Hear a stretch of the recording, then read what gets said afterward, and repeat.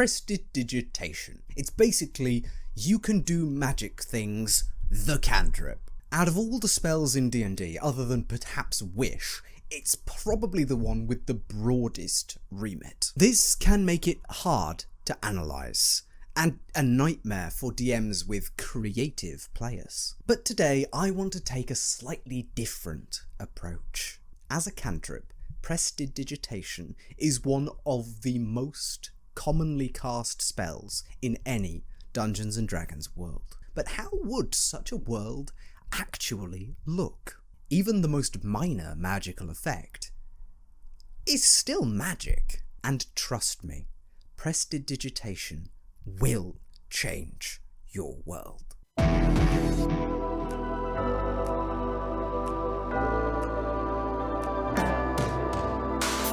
Prestidigitation is a transmutation cantrip, which takes verbal and somatic components to cast, takes your action, and it can affect the objects, materials, and space around you. It can create a range of effects from heating, cooling, and flavouring material, summoning minor sensory flourishes, cleaning or soiling objects, starting or stopping fires, or creating real or illusory objects. Easy fire is incredible. No need for bow drills, finding some flint, or gathering a copious amount of kindling. Now you can cook in any environment, as long as you can build a small campfire. Whether your wood is damp or not is immaterial. Cooked food was a kickstarter of civilization. So even before wizards and bards had mastered the performative and research tools to control their magic, sorcerers, warlocks, and many species who simply get the ability to cast cantrips as part of their ancestry would be integral to the origin of civilization. Essentially, there's little need for any of your classic Stone Age struggles when fire is instantly available and reproducible at will. I imagine that there would be pockets of a civilization that would have to have learned the hard way, or rely on the magical creatures of the world to give them fire, but I can't envision a pre-fire societal stage lasting for very long at all. And this is just with the cantrip prestidigitation in play. The discovery of the creation of fire would be far less slow than in our own civilization, and fires developed through magic would be even better than fires made the traditional way, as they are instant, not only to start but to put out.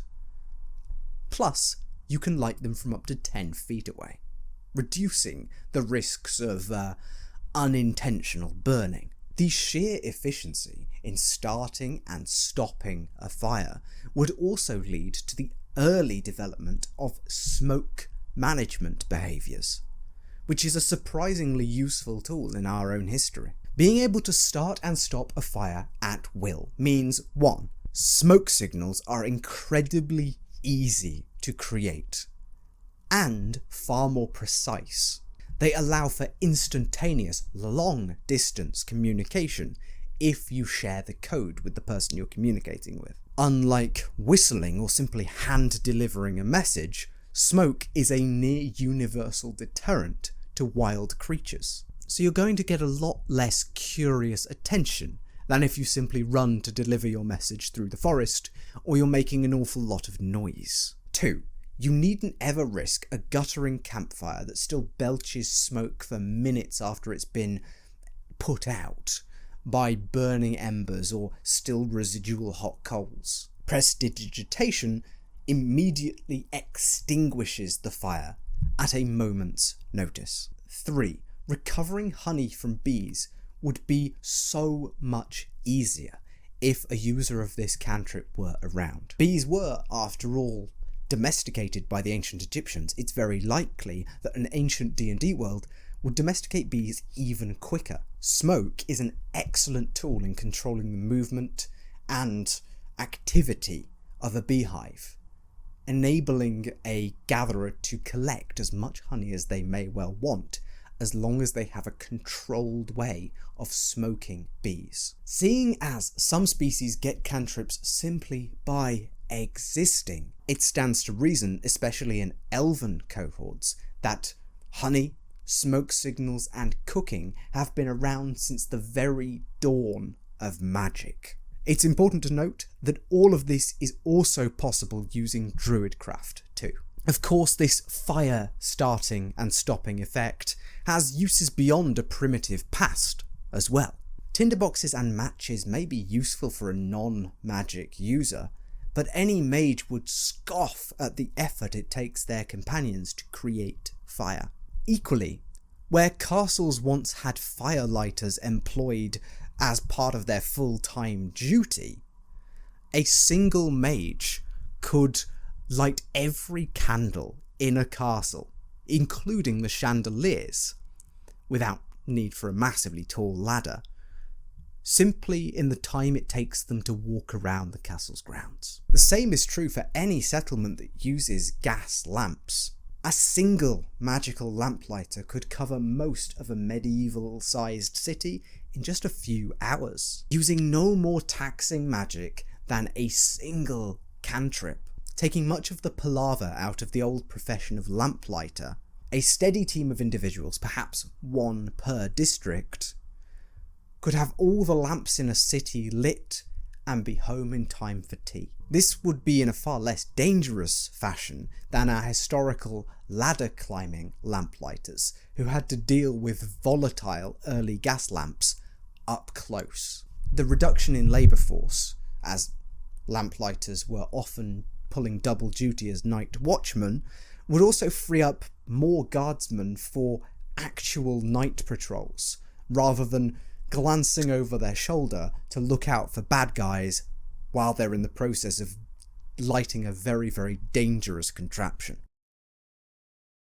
Let's talk about heating, cooling, and flavouring.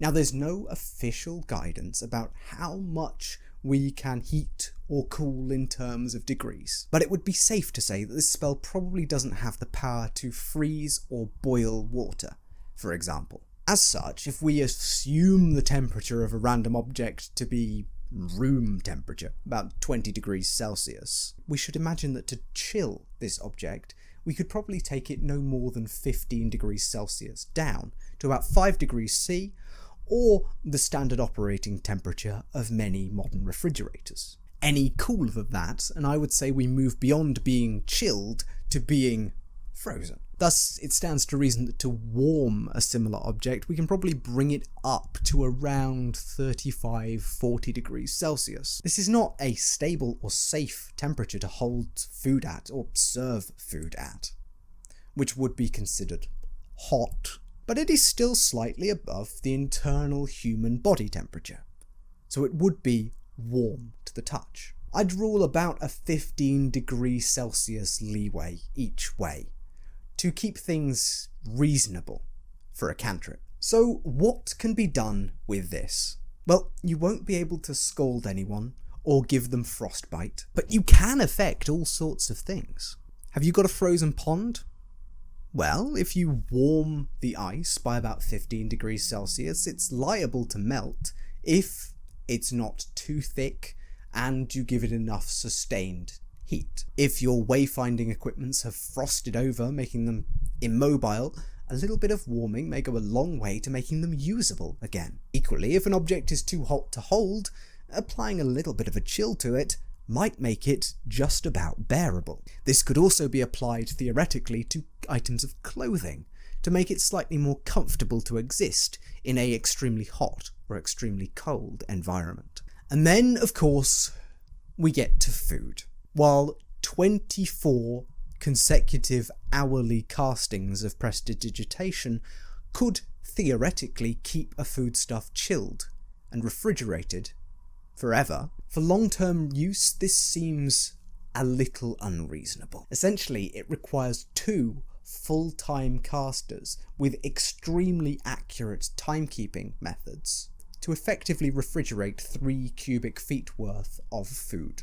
While certainly possible, it would take a well-advanced civilization to effect this, especially if they can afford to lose 2 spellcasters from other duties. This is only realistic in spaces where cantrips are normal, like in high elf societies, or in military field applications, where having 3 cubic feet worth of refrigerated food might prove a godsend to a marching army. Even in this case, it would not always be used, as Create Food and Water magics up 45 pounds of edible but not tasty food, which does weigh about the same as 1 cubic foot of mincemeat. Yes, for flavour reasons, officials may choose to lug around 3 or many cubic feet worth of meat or vegetables, held at a chilled temperature. But we must remember that unlike creating the food and water, this requires transport, as well as the regular, time-kept effort of 2 mages working in concert. This brings us nicely onto prestidigitation's ability to flavour food. Some have suggested that a spice trade may be rendered entirely obsolete by the existence of this spell, suggesting that any flavour under the sun could be replicated and passed into otherwise meagre fare. Perhaps even the 45 pounds of food created by Create Food and Water, which may well fit within a 1 foot cube. However, I disagree. Firstly, spices are not just used in food. They have uses in sensias, aromats, and even medicine. Secondly, a good spice mix is a concert of flavours which is very complex indeed. Even professional gourmands occasionally struggle to pick out the complex and layered flavours that spices can bring to a particular dish. So to have a spellcaster be a gourmand of high enough standing to accurately represent these flavours using magic would be very rare indeed. Furthermore, without a spice trade, this mage gourmand would have a hard time actually tasting many of these spices that are used in international cuisine around the world, having no real way to synthesize complex flavours that they've never themselves tasted. And any that can afford to travel the world, tasting and cataloguing the various effects of spices, would fetch a much higher price tag than simply shipping those spices over with a competent chef. In addition, certain spices, aromats, berries and buds, like Szechuan peppercorns or miracle berries, or simply chili itself, have additional sensory effects which are irreproducible by flavour alone. Any suggestion that the wealthiest folk may be seeking a prestidigitation crafted tasting menu is really actually fairly ludicrous. The best we're likely to get in a pre-globalization world are mages along the road flavouring their companions' gruel with the spices from their homeland or their youth. But in our history, we've invented some pretty heinous travelling rations, from hardtack to ship's biscuits. So I don't think there would be an even more bland foodstuff that would be made edible by prestidigitation. Try as I might, the only world-building impact that I can envision from prestidigitation's ability to flavour food is that global food and spice varieties may be more accepted and understood in different locales, reproducible to some extent without the need for expensive spices, which I can potentially see inspiring a more active spice trade as people want to taste the real thing. It's also worth quickly mentioning that in a food context, prestidigitation's heating aspect is the least useful. While it may eliminate the necessity for palace kitchens to have plate warming sections in their ovens, any warming in temperature available through prestidigitation is unlikely to be sufficient to safely cook, even using a sous vide method, any food, Besides, a sous vide method is very unlikely to even develop alongside a world of magical potential anyway. Its best use in heating is probably for scatterbrained wizards who have a habit of leaving their tea too long. While creating minor sensory effects may be useful for cheaply fooling the senses of those around, especially animals, who may react in very predictable ways to conjured showers of sparks, or, for example, the smell of catnip, these myriad options are too many and varied for me to cover effectively in a deep dive like this. Suffice it to say that the ability to create objects, illusions, sounds, smells, wind, or other sensory effects might be found useful in some ways, but are unlikely to change the world. They may well be relegated to parlour tricks or gimmicks. However, if you have seen a cool use for these specific aspects of the prestidigitation spell, please do let me know. Perhaps if I gather enough data, I could take a crack at the world-building implications of these seemingly near limitless edge cases. The final major use of prestidigitation that we should talk about is its ability to soil or clean an object. This is actually a little more limited than it seems. If the object concerned is larger than 1 foot cubed, it cannot be affected by this spell. This means that you can't clear large windows, a dirty wagon, or, technically, plate armour. Although most reasonable DMs will allow that last one if the object either can be folded and placed into a 1 foot cube worth of space, or, even more generously, has 1 foot cubed of volume. Theoretically, if even the first of these clarifications is made, then yes, this specific part of prestidigitation is world-changing. Firstly, it means that a single item of clothing or bedding is cleanable in 6 seconds by someone with the spell with far less physical effort than is traditionally associated with cleaning linens, and without any need for tedious or lengthy drying processes. This would fundamentally shift the balance of labour in any pre-industrial society. Cleaning a whole family's clothes, underclothes, and pots and pans would probably take just a few minutes of dedicated work with prestidigitation. This work could be done indoors, with no reliance on the weather or physical labour to dry these effects. In other words, in a village of 100 people, if just 1 of 100 can cast prestidigitation, they can most likely take care of the cleaning for the entire village.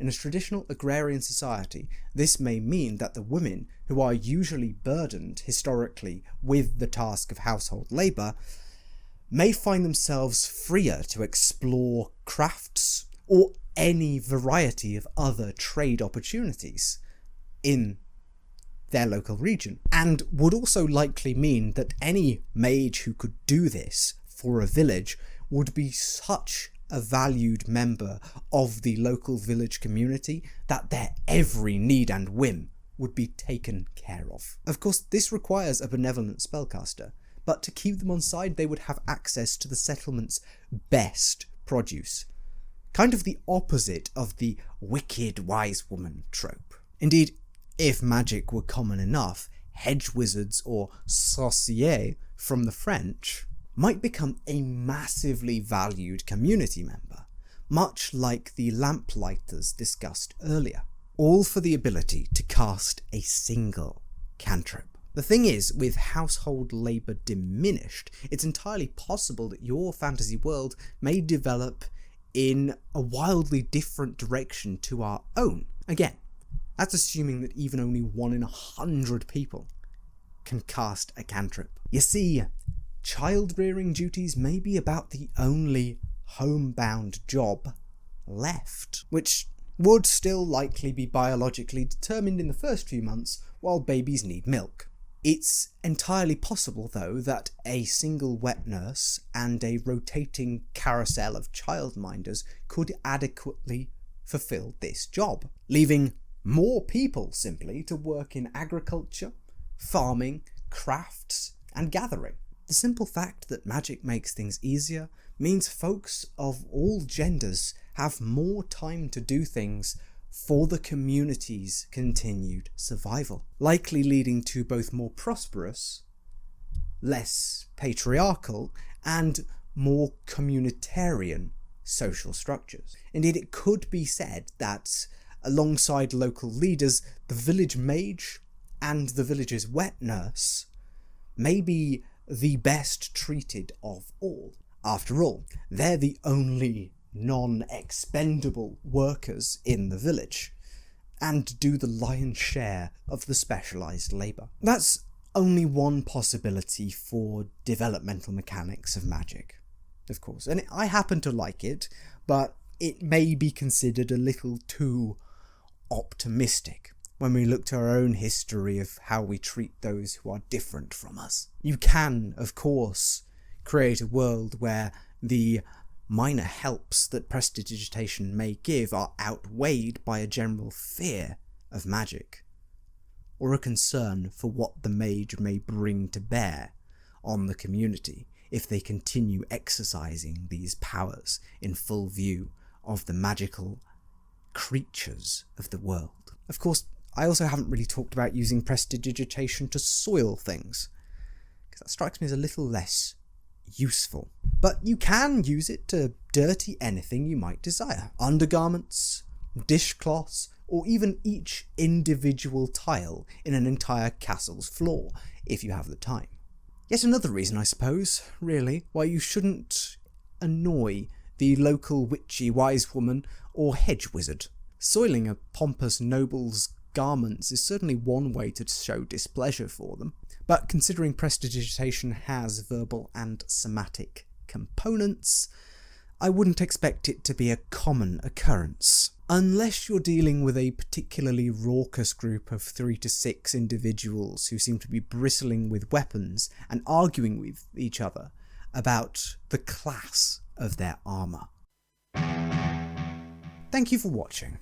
I hope this has started your mind whirring about the possibilities involved in incorporating cantrips and other magic into your foundational world building. I have plenty of videos on other concepts in this style, and I try to fit in a little bit of history wherever I can. If you have any thoughts on prestidigitation or what I should cover next, please do let me know. And if you enjoy these deep dives into reasonable world building, please do subscribe so I know you want more like this. Speaking of more, YouTube thinks you're really going to get on well with this video. With that said, I've been Tom, otherwise known as the Grungeon Master.